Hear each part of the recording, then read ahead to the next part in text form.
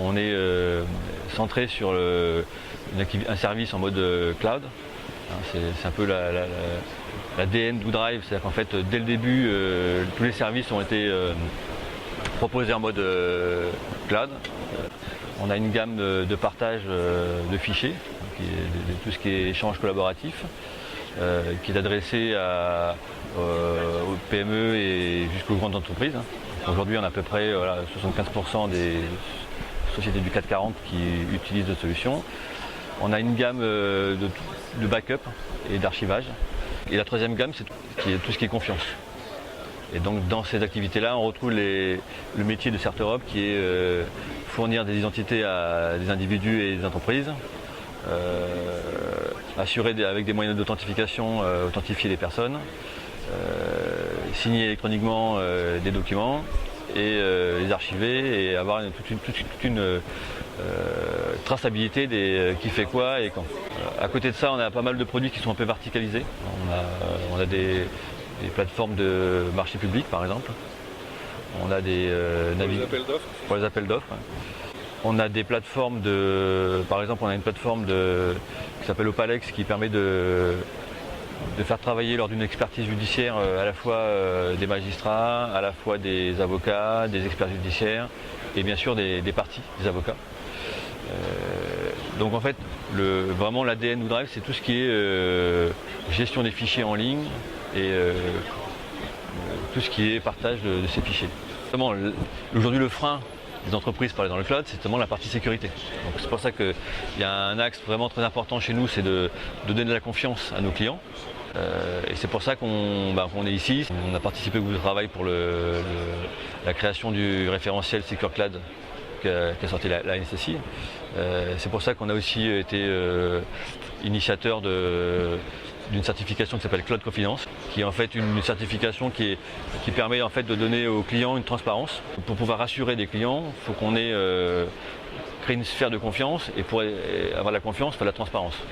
Il faut qu'en fait un RSSI qui va déposer des fichiers chez nous puisse se dire est-ce que le risque que je vais prendre, il est acceptable pour moi par rapport à la classification de mes données ou non, il n'est pas du tout acceptable.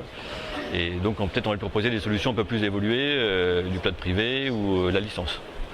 Notre métier, c'est de s'assurer qu'on met de la sécurité, mais qu'il y a une expérience utilisateur qui sera bonne. Et effectivement, ça passe par la mobilité. Ça passe par des applications mobiles, sur tablette, pour que, en fonction de la situation, on ait toujours une bonne expérience.